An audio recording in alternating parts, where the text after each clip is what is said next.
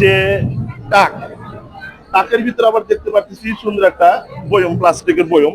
আজকে 47তম জাতীয় বিজ্ঞান ও প্রযুক্তি সপ্তাহ এবং বিজ্ঞান মেলা উপলক্ষে আমাদের বেলকুচি উপজেলায় সুন্দর আয়োজনটা করা হয়েছে। প্রত্যেকটা স্কুল এবং কলেজের জন্য ভিন্ন ভিন্ন জায়গায় একদম সেপারেট করে স্টল তৈরি করা হয়েছে, সুন্দর করে সাজানো। যে আমাদের এখানে যে ক্ষুদে বিজ্ঞানীরা আছে, এদেরকে দেখে আমরা বিস্মিত হয়ে যাচ্ছি যে এই ধারণা ওদের মাথার ভিতরে কিভাবে এলো, তারই একটু আর কি বর্ণনা করতেছে, দেখি ওরা কি বলে, ওদের ব্রেনটা কি বলে। হ্যাঁ, এখানে আমাদের এই যে স্কুল থেকে আসা হয়েছে, তোমাদের স্কুলের নাম হচ্ছে বেলকুচি শিশু একাডেমি, অর্থাৎ এই উপজেলার সাথেই স্কুলটা।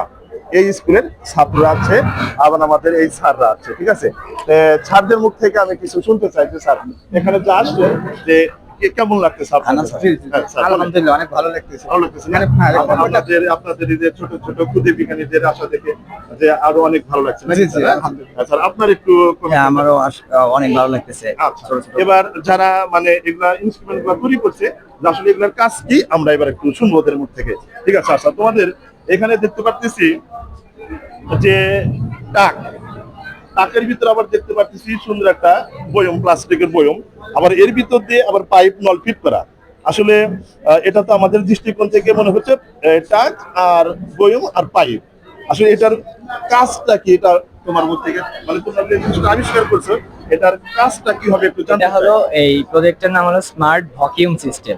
এটার কাজ হলো মানে আমরা যখন নগরে দেখি রাস্তাঘাটে ময়লা পড়ে, তখন এই কারণে পৌরসভা বা সিটি কর্পোরেশন থেকে পরিচ্ছন্নতা কর্মীরা এটা ঝাড় দিয়ে ময়লাগুলো একসাথে জড়ো করে এটা ফালাই দেয়। কিন্তু আমরা এখানে এমন একটা টেকনোলজি তৈরি করেছি, তো ট্রাকে একটা বাংকার, এটা আসলে বয়ম এখানে আমরা মানে প্রযুক্তিতে দেখাইছি, এই কারণে এখানে এটা একটা বাংকার। আচ্ছা, এটা একটু বাংকার। হ্যাঁ, এটার কাজ হলো রাস্তাঘাটে যখন মানে এই চালকটা গাড়ি চালাবে, ধীরে ধীরে চালানোর সময় তখন এখানে একটা মানে একটা সিস্টেম তৈরি করা আছে, যেটা আশেপাশে যত ময়লা আছে সেই ময়লাগুলো এই পাইপের মাধ্যমে বাতাসে কাজে লাগে। হ্যাঁ, এর ভিতর দিয়ে কাজে লাগে, ময়লাগুলো ভিতরে এখানে আসে, এখানে এই বাংকারে জমা হবে। ফলে আমাদের যে মানে বায়ু দূষণ প্লাস আমাদের যে রাস্তাঘাটে যে দূষণ ময়লাগুলো এগুলো হবে, ফলে আমাদের শ্রম এবং কায়িক শ্রম এবং মানে পরিশ্রম কিছু কমে আসবে আমাদের এই সিস্টেমের। তার মানে এটা বুঝতে পারলাম আসলে এই যে জিনিসটা তৈরি করা হয়েছে পরিবেশ বান্ধব, যে সুন্দর রাস্তাটা একদম ক্লিন থাকবে, তাই না, আমাদের আশেপাশের পরিবেশটা ভালো থাকবে। ঠিক আছে, তোমার নামটা কি বলো? ইমতিয়াজ, দারুণ বর্ণনা দিয়েছে, আর থ্যাংক ইউ ভেরি মাচ তোমাকে এটার সুন্দর বর্ণনা দেওয়ার জন্য। আর এই যে এখানে দেখতে পাচ্ছি যে এই ছোট ছোট, এটা কি গাছ একটু বলো? এটা হলো এই যে মানে এমনি একটা সাধারণ গাছ সেখানে লাগাইছি,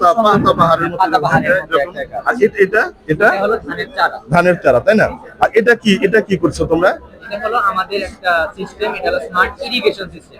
ইরিগেশন সিস্টেমটা মানে এটা হলো আমাদের এখন দেখে রাখবেন, এটা হলো আমাদের, এটা আমাদের ছাদ, এটা আমরা জমি হিসাবে ব্যবহার করি। তো আমাদের এখন নগরায়ন হচ্ছে, ফলে আমাদের কৃষি জমির সংখ্যা কমে যাচ্ছে। তাহলে আমাদের চাষবাস এবং মানে ন্যাচারাল যেগুলো মানে আমাদের খাওয়ার জন্য ফল বা শাকসবজি, সেগুলো আমরা পাচ্ছি না, যার কারণে এটা আমরা ছাদে যেন তৈরি করতে পারি। তো এটা হলো আমাদের, এইটাই হলো আমাদের মূল প্রজেক্ট। এটা হলো ছাদে গাঁথনি তুলে একটা টবের মতো, এখানে আমরা মাটি দিয়ে যে কোনো কিছু চাষ করতে পারবো। তো এই ইরিগেশন সিস্টেমে দেখা যায় যে আমরা নগরে সবাই ব্যস্ত, যার কারণে আমাদের প্রপার টাইম পাওয়া যায় না এটার যত্ন নিতে এবং পানি দিতে। মূল কারণটা হলো আমরা পানি দিতে পারি না, আমাদের অত এনাফ টাইম, ফ্রি টাইম আমরা পাই না, সবাই ব্যস্ত। তো এই ইরিগেশন সিস্টেমে একটা আমাদের একটা আছে মানে সেন্সর আছে, এটা হলো নিজে নিজেই যখন পানির আর্দ্রতা এবং মানে মাটি শুকায় যাবে তখন এটা পানিটা আমাদের দিয়ে দিবে।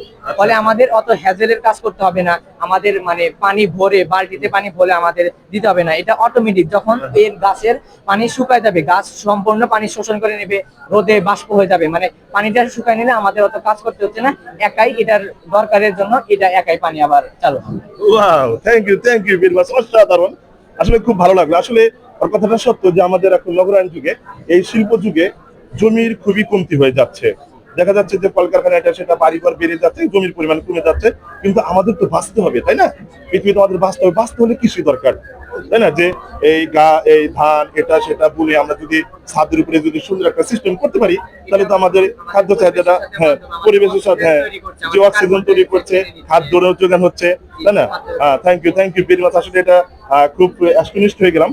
এত সুন্দর করে যে ওদের ব্রেনে কাজ করছে যে ছাদের উপরে এভাবে বাগানটা করতে হয়, চাষটা করতে হয়, যেটাই না আসলে অনেক দেখি যে ছাদের উপরে কেউ ধান চাষ করতেছে, কেউ আবার দেখলাম যে সরিষা চাষ করতেছে, গ্রাফটিং পদ্ধতিতে আবার দেখি যে নিচে আলু উপরে টমেটো, অনেক কিছু এরকম আবিষ্কার মানে চাষাবাদ করা হচ্ছে, তাই না? তোমাদেরকে অনেক অনেক ধন্যবাদ।